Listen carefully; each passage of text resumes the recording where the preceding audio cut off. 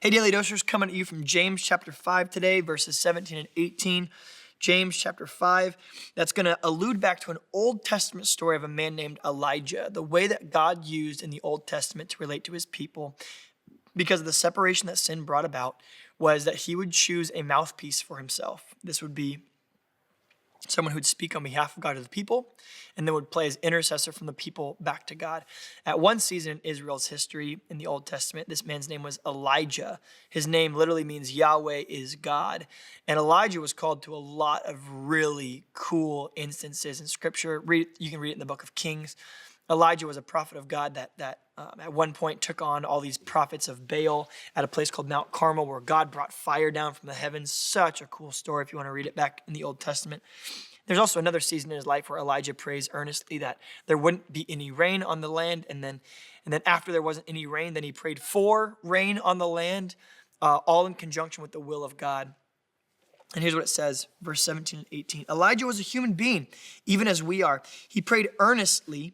Okay, that means honestly, eagerly, with a contrite heart. It seems that he didn't have a huge agenda other than pursuing the will of God. That's what the earnestness means, that it would not rain. And then it did not rain in the land for 3.5 years. Again, then he prayed, and the heavens gave rain, and the earth produced its crops.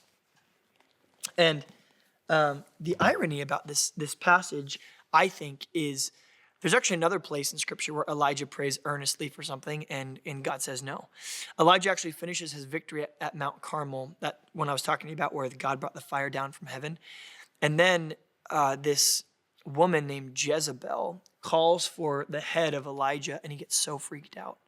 And he runs up to the desert, and he actually asks for God to kill him. And God says no. And so lest we get too wrapped up in, man, you know what? If I want to have my prayers answered, I just need to be like Elijah.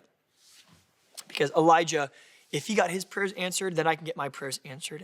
And if you listen to the nuance in the phrases like that, we end up praying to get something instead of to know someone, which is a really important aspect of prayer that I think I didn't really get until a few years back. I always thought that if I make a request in the same vein of what I felt was reasonable. And maybe you're like me, where sometimes you even think to yourself, if I don't make requests daily and I really save it for the big things, then God's really going to listen.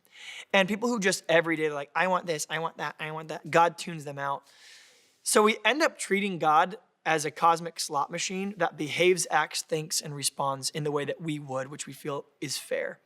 And if someone in my life, like maybe they're helpful for me and they do a lot of stuff and they're kind and compassionate and they're generous, then if they ask for something, I go, you know what? Absolutely. Why? Because of a scale. You have put so much chips in the bank. You have so much relational capital with me. Now I'll give you something. But you know other people in your life that just every time they need anything, they're at your doorstep. Give me this, give me that, give me this, give me that. And we kind of tune them out. And then we go, well, anthropomorphizing, God must be like me. So when I have earnest, eager prayers every once in a while, then I feel like he should come through with them. But if you're saying them every day, then God's got a certain percentage he gives us if you're going to ask every day, and it might be lower than mine. I'm going to reserve my prayers for that. And when we do that kind of math, what we're doing is we're saying, God, prayer is for me to get something from you. It's not to know you. But ultimately, prayer in Scripture is always about knowing someone, not getting something. Prayer is hard. When you approach prayer in terms of getting something, what you'll find is that prayer is going to let you down, maybe even more than it lifts you up.